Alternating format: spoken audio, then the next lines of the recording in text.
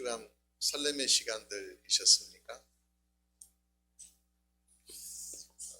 하나님께서 어떤 일들을 여러분 가운데 행하셨나요? 여러분들 걸어내시면서 하나님의 마음을 좀 이렇게 잘 읽어내시고 또 지난주 나누셨던 말씀처럼 하나님께 이렇게 밀착하기 위해서 기도의 불칠들을 열심히 하시면서 달려내셨나요? 눈빛을 보면은 나의 삶의 흔적들을 여러분들이 지금 하나님 앞에 다 내어놓고 계시는 것 같습니다. 어제였습니다. 전선아 집사님과 대표기도를 오늘 대표기도 하셨는데 대표기도 준비하시면서 그런 마음이 집사님한테 들었대요. 마음이 힘들고 내 마음이 답답하고 어려울 적에 부를 수 있는 하나님이 계셔서 참 좋아요. 그런 감동이 집사님한테 이렇게 밀려왔대요. 그래서 제가 그랬어요. 집사님 불칠 잘하고 계시네. 그랬어요. 여러분 하나님과 동행한다라고 하는 것, 내가 하나님 이름 부를 때 하나님이 응답해 주시는 거예요. 내가 하나님께 자꾸 다가서려고 하는데 하나님 멀리 가시는 게 아니라 내 곁에 계시는 거예요. 신앙의 삶이다라고 하는 게 나는 뭐 거대하고 거창하고 내가 어떻게 멋지게 살아내고 이런 것들보다 소소하지만 한 걸음 한 걸음 주님께 나아가고 주님 말씀대로 살아내려고 그렇게 살아내다 보니까 어느 순간 내 안에는 평화가 없고 확신이 없고 그렇게 살아가는 것 같습니다. 멀리 계신 하나님이 아니라 부르면 만나고 응답해 주시는 그런 하나님 만나는 한 주간 되시기를 축원드립니다. 오늘은 자랑 이야기 좀 하려고 합니다. 자랑 이야기. 여러분 살다 보면 자랑할 일들 생기시죠? 네. 이게 끄떡이시는 거니까. 김동훈 목사님도 좀 자랑할 일들이 좀 이렇게 하나둘씩 생기고 계세요. 그죠? 은혜가 지금 지난주에도 보니까 웨딩 이렇게 촬영을 이렇게 했어요. 그래서 보여주고 싶은 그런 마음들이 있잖아요. 저도 그랬었어요. 보여주고 싶고 자랑이라면 자랑이지만 좀 나누고 싶은 그런 마음이 있어요. 아이 자랑, 남편 자랑, 아이들 소개하는 거, 사업 이야기하는 거 자랑이 될 수도 있고 아니면 나눔이 될 수도 있는데 경계가 참 모호하죠. 여하튼 이 자랑이라고 하면은 자랑하시면서 하십니까? 아니면 참고 사십니까? 유교 문화권에 살고 있는 우리들은 어려서부터 자랑하는 것은 왠지 겸손하지 못하고 특별히 또 자식 자랑하고 아내 자랑하는 것은 그렇게 얘기합니다. 팔분출 그렇게 얘기하니까 자랑 못하겠다. 자랑하지 않고 자랑하다가도 멈칫 하며 이렇게 지내는 게 우리의 전반적인 문화인 것 같습니다. 자랑하는 게 흠인가요? 흠을 따지기 전에 저는 자랑이라고 하는 종류가 다양한데 이 종류의 동기들을 좀 살펴볼 필요가 있겠다 싶습니다. 자랑이라는 게 오늘 뭐 김동훈 목사님께서 오늘 여러분들 오늘 이강훈 주사님께서 은혜 사진 은혜 이렇게 준비하고 있어요. 이렇게 얘기하면 이게 자랑인가요? 아니면은 은혜가 이렇게 하고 있으니까 기도해 주세요. 우리 관계 밀도를 좀 높여 가십시다라고 하는 건가요? 저는 후자라고 생각합니다. 자랑 이전에 우리가 이렇게 공동체를 세워 나아가면서 한 사람의 가정을 이루려고 하는데 같이 기도하며 협력하고 도와주세요라고 하는 그런 마음 때문에 보이는 거죠. 기쁨을 공유하는 그런 마음, 함께 기도를 나누기를 원하는 마음, 그런 것 때문에 나누는 거예요. 근데 이걸 다른 면에서 보면 자랑하는 것처럼 보일 수 있지. 근데 또 다른 면에서는요, 과도하게 자기를 좀 인정받고 그런 싶은 마음 때문에 그런 욕망 때문에 듣든 안 듣든 막 자기 얘기하는 그런 사람도 있어요. 그만하지? 라고 할 정도로 좀 과하게 막 얘기하는 그런 거 있어요. 그것도 자랑인 거죠.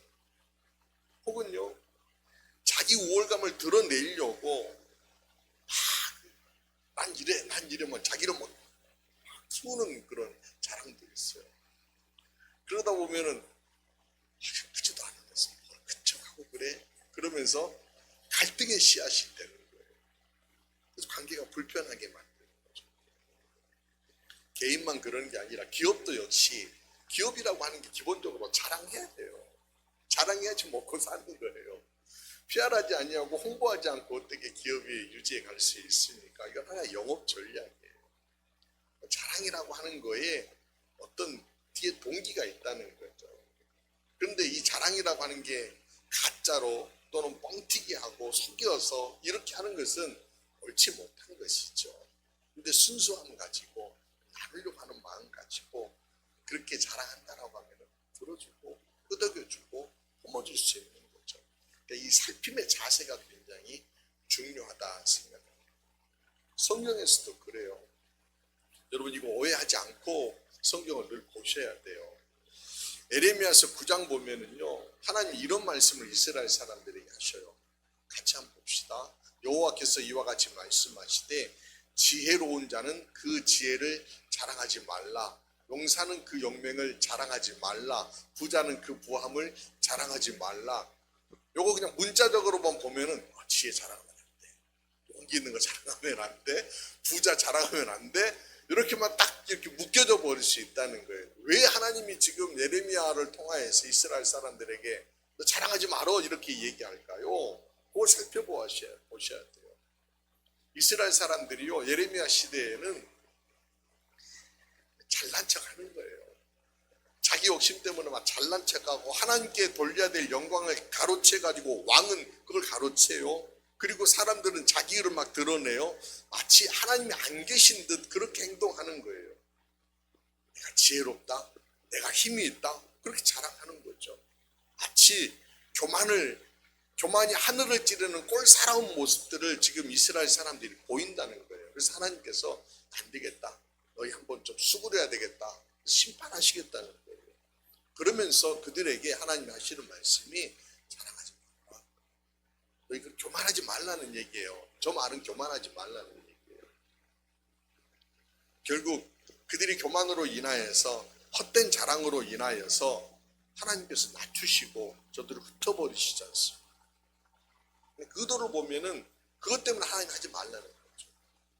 또 바울도요, 고린도전서 13장에 보면은 사랑 얘기를 하면서 이런 얘기합니다. 사랑은 자랑하지 아니하며. 여러분 사랑 자랑하는 경우 있나요? 난 너 사랑해, 그런데 너 사랑하니까 막 이렇게 자랑하는 경우 있나요? 그건 사랑이 아니에요.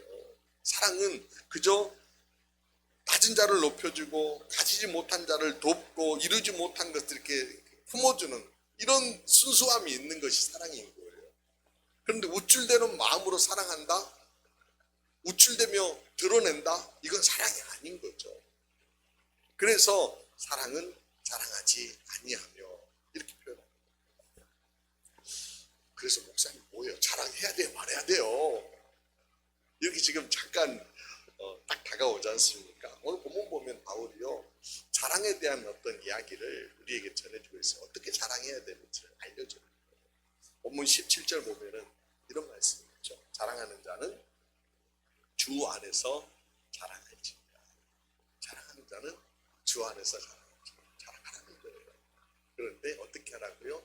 주 안에서 자랑할지니라.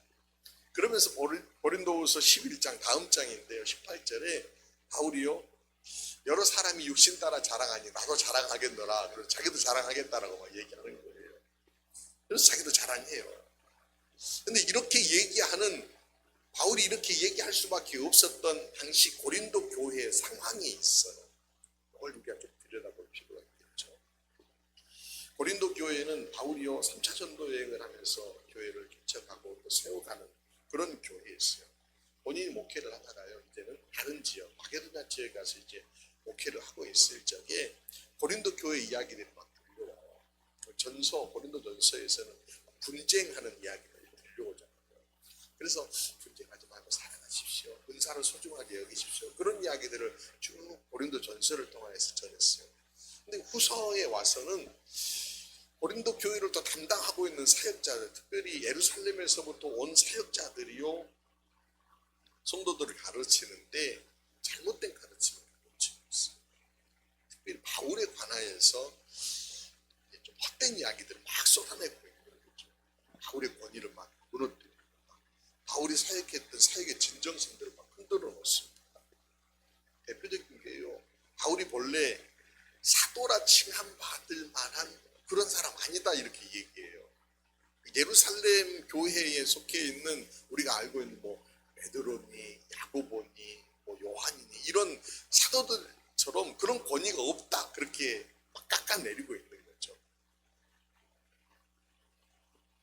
더불어서요, 바울이 이제 예루살렘 교회가 굉장히 어려움에 처해 있으니까 그 교회 성도들을 위해서, 그 교회를 위해서 우리 좀 헌금을 합시다라고 해서 헌금을 모아서 전달을 하려고 해요. 헌금할 것을 권유했으니까 바울은 돈을 위해 사역한다, 돈을 밝히는 사람이다 이런 얘기를 막 하는 거예요. 그러니까 본인은 지금 사도에 관한 권위가 지금 추락되게 생겼고요. 본인이 선한 마음으로 예루살렘 교회를 돕기 위해서 헌금하자라고 했던 그 의도가요, 지금 의심사는 그런 상황인 거죠. 그래서 변론하기 위해서, 자기를 변론하고 설명하기 위해서 불갑을 자기 얘기를 할 수밖에 없는 거예요. 자기가 왜 사도라고 칭함을 받게 되었는지 그 얘기해야 되잖아요. 내가 어떻게 예수님 만나고 예수님이 나를 어떻게 거꾸로 때렸고 나를 세우셔서 나를 이렇게 사역의 현장까지 세우게 됐는지 이 얘기해야 되는 거지 않습니까? 그러니까 예수님 만난 얘기하는 거니까 그래 잘났다, 너는 예수님 만났지만 난 못 만났다 이렇게 얘기할 수도 있다는 거예요. 그래서 이런 설명을 쭉 하기 전에 나는 자랑을 하는데 주 안에서 자랑할 겁니다, 주 안에서 자랑해야 됩니다 라고 하는 전제를 하면서 바울이요 자랑 이야기를, 자기 자랑을 지금 써내려가는 거예요. 근데 그 자랑을 한번 들여다보십시다. 고린도후서 11장 우리가 23절인데요 바울의 자랑을 한번 여러분 보시는 거예요. 바울이 뭐라고 자랑했는지 앞부분에 뭐 사역 이야기들도 있어요. 쭉 얘기했는데 핵심적인 건 이거예요. 23절 11장 23절 함께 읽어볼까요? 시작. 그들이 그리스도의 일꾼이냐 정신없는 말을 하거니와 나는 더욱 그러하도다. 내가 수고를 넘치도록 하고 옥에 갇히기도 더 많이 하고 매도 수없이 맞고 여러 번 죽을 뻔하였으니. 이게 자랑인가요? 바울이 지금 자랑하고 있는데 너희가 그리스도 일꾼이냐, 지금 거짓 교사들을 향하여서 너희가 그리스도 일꾼이냐 정신없는 소리 하고 있구나. 나는 더욱 그러하다. 나는 더 큰 일꾼이다라고 하는 얘기예요. 그럼 나는 일꾼으로서 수고를 넘치도록 했다. 옥에 갇히는 것도 많이 했다. 매도 수없이 맞았다. 여러 번 죽을 고비를 넘겼다. 여러분 자랑 그러면 뭔가 지금 독특하고 뛰어난 걸 얘기해야 되는데 지금 바울이 얘기하고 있는 이 자랑 내용을 보면은요 세상 기준으로 보면 자랑거리 아닙니다.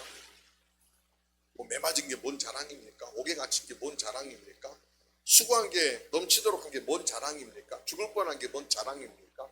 그런데 여기 보면은요 숨겨져 있는 게 있어요. 숨겨져 있는 거. 그가 왜 수고했어요? 하나님의 영광을 위해서 수고한 거잖아요. 자기는 그저 수고할 뿐이다라고만 했어요. 열매는 하나님이 맺게 하시고 거두게 하시는 거다라고. 고린도 교회가 지금 열매 맺어서 교회를 세우게 됐는데 나는 수고한 것밖에 없습니다. 맺게 하신 분은 하나님이십니다. 그렇게 고백하잖아요. 옥에 갇혔는데 이게 뭔 자랑입니까? 옥에 갇혀서 맨맞고 옥에 갇혀 있는데 도리어 하나님께서 그 옥갇힘을 인하여서 빌립보 교회가 출발하는 길들을 하나님 참 열어가시잖아요. 간수가 구원받는, 그 가정이 구원받는 길들을 열어가시잖아요. 누가 하신 거예요? 하나님 하신 거예요.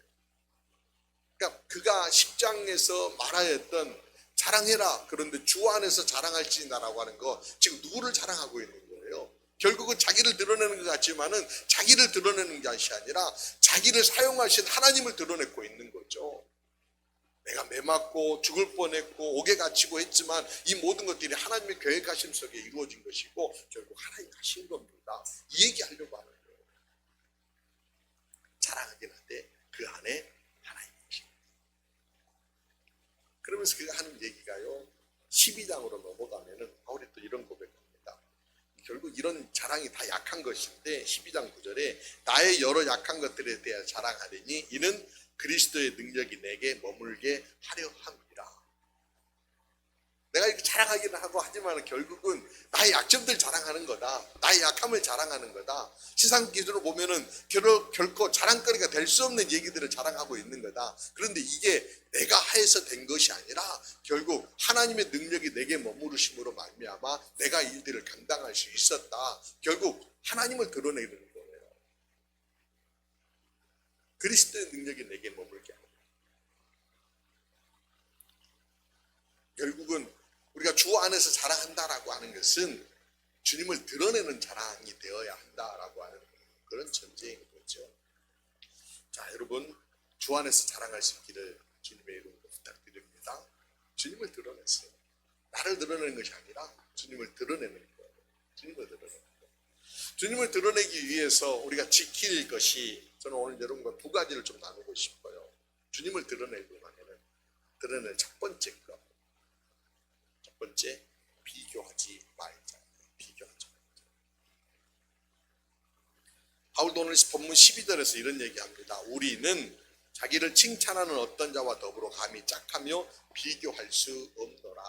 비교하지 않겠다는 거예요.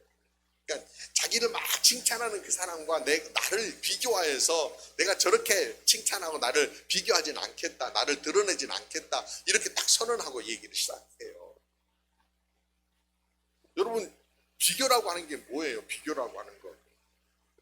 너와 나를 견주는 거지 않습니까? 이게 좋아, 이게 좋아. 물건 살 적에는 여러분 비교라는 게 필요해요. 그렇죠? 어떤 물건을 구입하는 게 나에게 더 효과적이고 효율적인가에 우리가 살펴볼 필요가 있어요. 사람을 비교해야 되나요? 사람은 비교할 수 있나요? 사람은 비교할 수 없어요.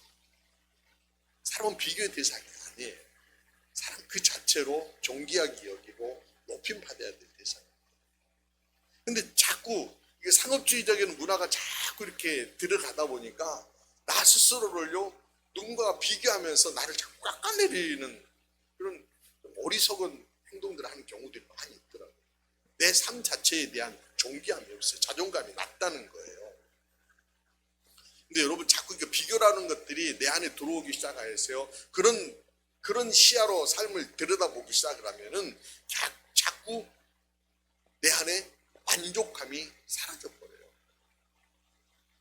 비교해서 만족할 수 있는 사람이 있을까요? 언젠가 우리 홍경근 권사님께서 올려놓으신 그런 글 이야기가 쭉 있었는데, 오늘은 교회 안에서 아이가 학교에 이제 대학 입학하니까 뭐 축하한다라고 막 얘기했다는 그런 이야기, 글로 혹시 여러분 읽어보셨었잖아요. 대학교라는 게 축하해요. 지방대 뭐 축하받을 일이 있나요? 이렇게 얘기를 하는 거예요. 그리고 지방대 애들은 축하받으면 안 되나 보구나. 인서울한 애들한테 야 그래도 축하한다 그렇게 얘기했더니 서울에도 스카이도 못 갔는데 뭐 축하받을 일이에요. 이런 비교라고 하는 것들로 자꾸 여러분들이 견주어서 보기 시작하면은 만족이라고 하는 것들이 사라진다는 거예요.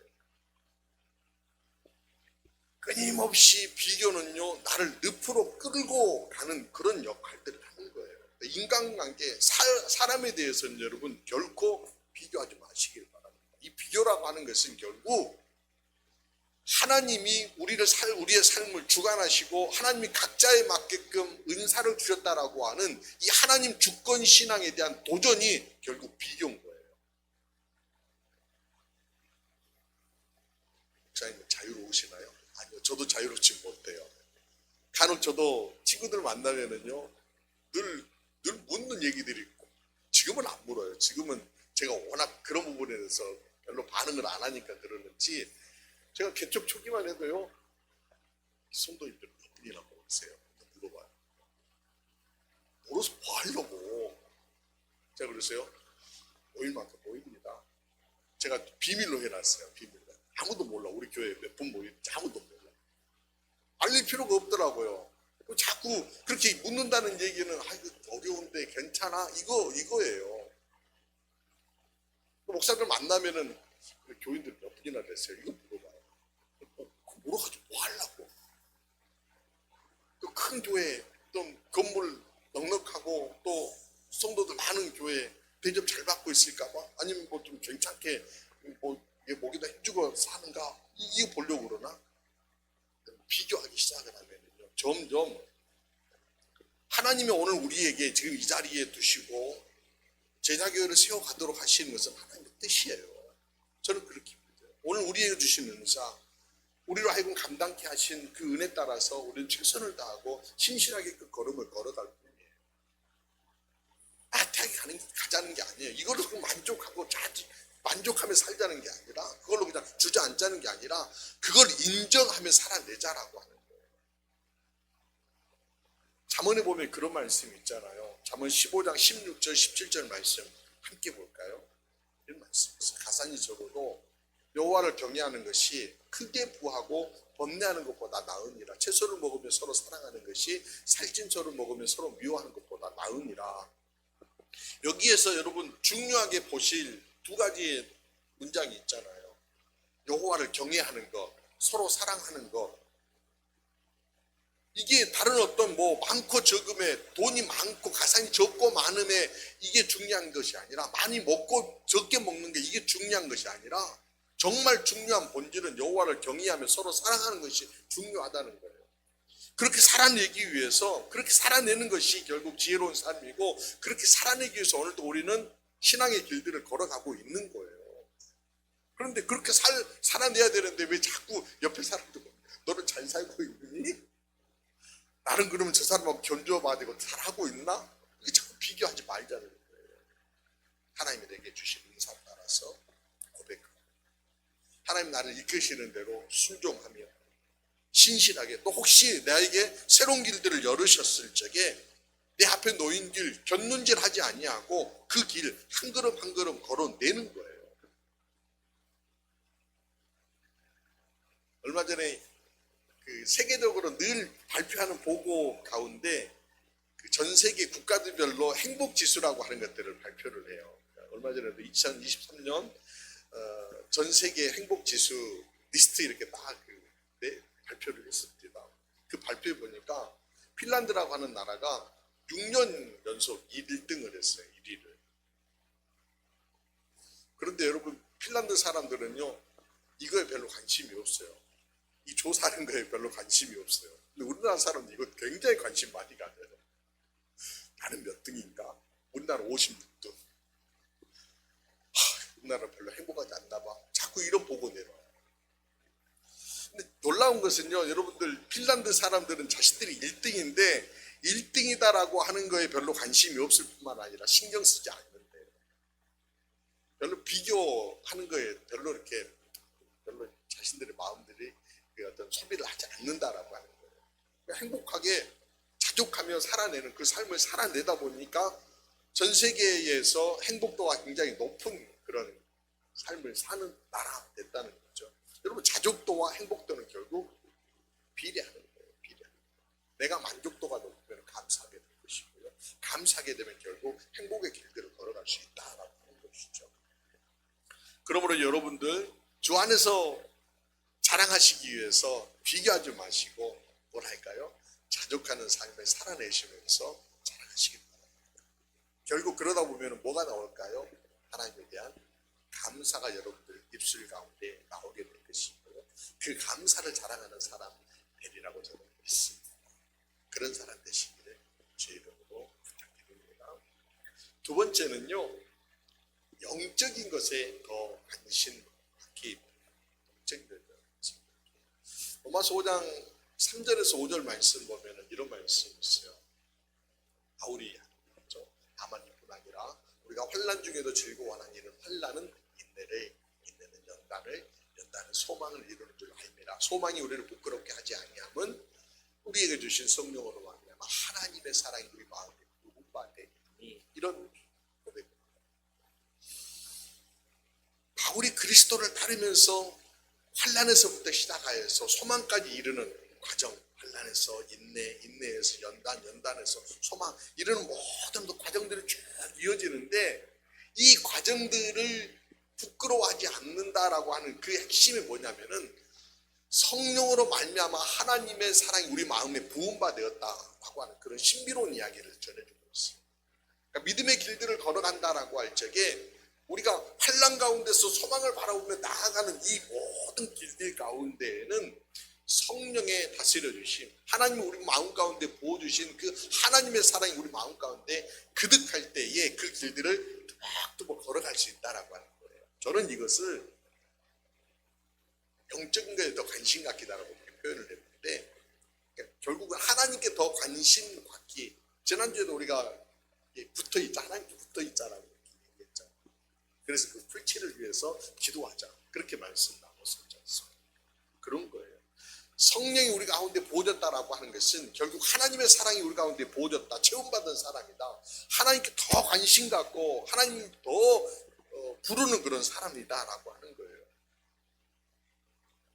풀칠하자고 그러더니 자꾸 다른 데다 풀칠하지 마시고 하나님께 풀칠하는 거예요. 하나님 풀칠하는 방법은 뭐예요? 지난주에 기도하자고 그랬잖아요. 기도하면은 그게 풀칠하는 거라니까요.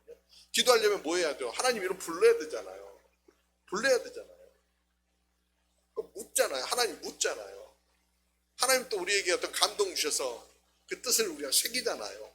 그리고 그렇게 살아내는 거예요. 이게 영적인 삶인 거예요. 영적인 삶에 대해서 여러분 굉장히 어렵고 복잡하고 힘들 것처럼 그렇게 생각하는데 아니에요. 영적인 삶은 굉장히 심플해요. 여러분 부르세요. 하나님 부르세요. 힘들고 그러면 누구 불러요? 집사님 부르지 마시고 하나님 부르시라니까요. 하나님 먼저 부르는 거예요. 하나님 이름 부르고 하나님께 묻고 하나님 뜻 새기고 하나님 길 따라가는 거예요. 그러다 보면 어느 순간 내가 하나님께 밀착된 그런 삶, 영적인 게 더 관심 갖는 그런 사람이 된다라고 하는 거예요. 제가 한 주간 내내 들었던 찬양이 뭘까요? 여러분들 한번 맞춰보세요. 뭐 들었을까요? 네? 아유, 목사님 다 하시네. 영적으로 통하는 거예요. 이게. 같이 부르시니까. 같이 부르자고 그랬잖아요. 같이 우리가 한번 예수만으로 그렇게 살아내 봅시다. 그렇게 했지 않습니까? 제가 최근에 책 한 권을 이렇게 독서 모임 준비를 위해서 우리가 검색하다가 또 이렇게 만나게 된 책인데요. 이효령 씨가 쓴 지성에서 영성으로 나가는 그런 책이 있습니다. 그래서 이효령 씨에 대해서, 이효령 교수에 대해서 이렇게 좀 우리가 잘 알고 있지만 예전에도 뭐 책 몇 권 제가 읽어보긴 했지만은 조금 더 관심 갖고 봐봤어요. 이효령 교수 그럼 여러분들 어떻게 생각하세요? 어떤 분? 문체부 장관도 하시고 굉장히 그래도 한국의 문학의 거장 뭐 이렇게 얘기할 수 있는 그런 네임을 붙일 수 있는 분이지 않습니까? 이분이요, 사진 넘겨줘 보세요. 이효령이 누군지를 알아야 되잖아요. 저분이에요, 저분. 이효령 교수. 저분이요, 2007년도에 세례를 했습니다. 하용주 목사님한테 일본에 있을 때 그쪽에 세례를 받게 된 거예요. 근데 그가 세례를 받을 수 있는 어떤 영향을 주었던 이가 딸이에요. 이민아 목사라고. 이민아 목사 나중에 검색해 보면은 저분이 누구의 부인이었고 또 과거에서 막 나옵니다. 그런 거 여러분 보지 마시고 그냥 이민아 목사로 이렇게 봐주시면 좋을 거예요. 이민아 목사가요, 미국에서 검사 생활하다가 신학 다시 해서 목사가 되고 사역하고 있는데 갑자기 실명이가 눈이 안 보여요. 실명이가 딱 찾아온 거예요. 그때 이효령 교수가 하나님 앞에 기도를 했대요. 그때 무신론이에요. 뭐 딸이 복음 얘기해도 냉소적으로 똑똑한 애가 어쩌다가 목사가 됐냐 뭐 이런 얘기를 하던 때였어요. 딸이 그렇게 어려움 처했다라고 하니까 아버지가 이제 기도를 한 거예요. 하나님 앞에 기도를 하는데 그때 드렸던 기도가 이런 내용이라는 거예요. 기도문이 올라와 있습니다. 그러니까 이런 기도를 하나님 넘겨줘보세요. 같이 봅시다.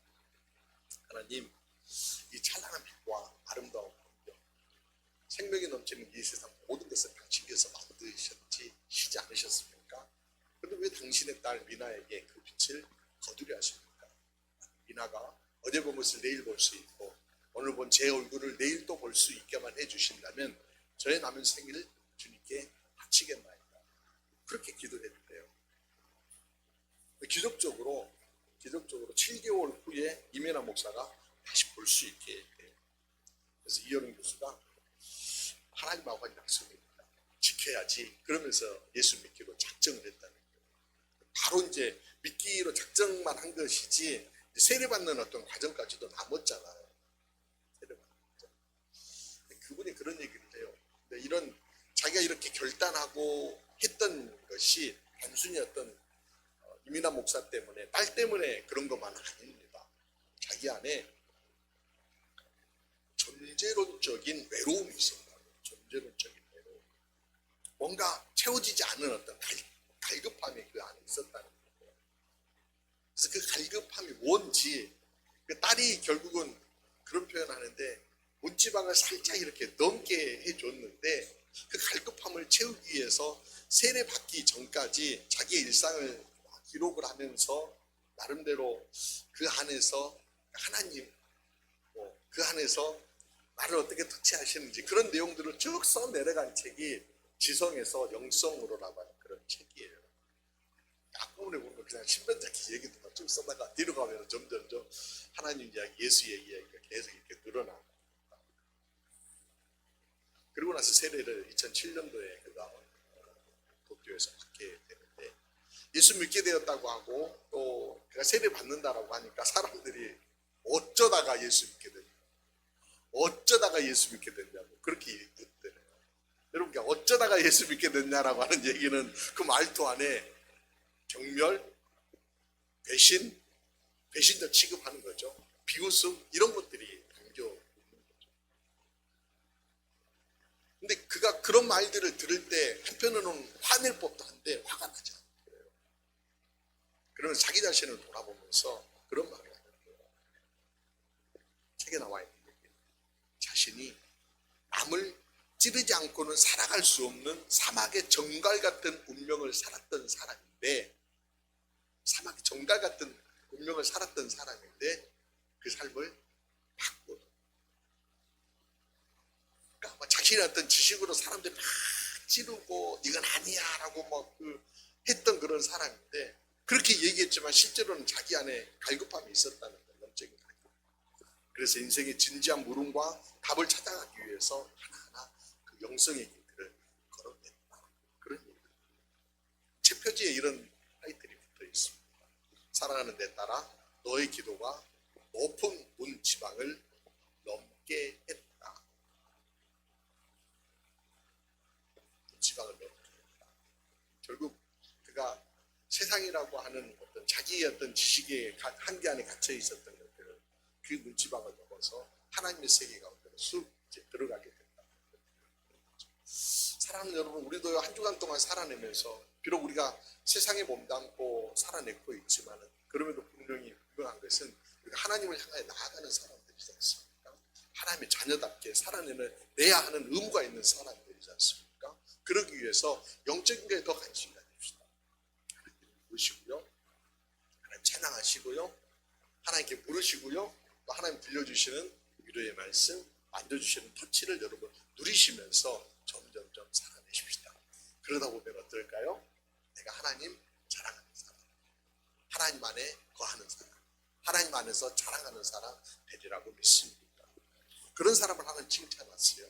오늘 본문 18절에 이런 말씀이 있죠. 옳다 인정함을 받는 자는 자기를 칭찬하는 자가 아니라 오직 주께서 칭찬하시는 자니라. 여러분 모두가 한 주간 주님께서 칭찬하시는 자로 우뚝 서는 여러분 모두가 되시기를 주의 이름으로 기원합니다. 기도드리시겠습니다. 거룩하신 주님, 자기 자랑이 넘치는 중에도 절제함의 은혜를 깨닫게 하시고 지혜로운 자녀답게 걸어가도록 말씀으로 찾아와 주시니 감사를 드립니다. 자랑하되 주 안에서 자랑하는 길을 열어가도록 하나님께서 각 사람에게 주신 은사와 또 사실을 주시는 주권시장으로 무장합니다. 서로 비교함으로 우월감을 갖거나 존재감을 인정받으려는 마음을 내려놓게 하시고 서로를 높이며 교제의 양념으로 기쁨을 공유하는 자랑을 사용할 수 있도록 주장하여 주옵소서. 땅에 살고 있지만 영적인 것에 더 관심 갖도록 이끌어 주시기를 원합니다. 주님 부를 적에 간절함을 살펴 응답하여 주시고 매 순간 주님의 체온을 나눌 정도로 밀착하여 하나님의 사랑이 우리 가운데 흐르게 하옵소서. 힘겨워하고 흔들리는 이들을 만져주시고 붙잡아 주시고 믿음의 길 걸어낼 수 있도록 이끌어 주실 것을 믿사옵고 사랑이 넘쳐나시는 우리 구주 예수 그리스도 이름으로 기도드리옵나이다. 아멘.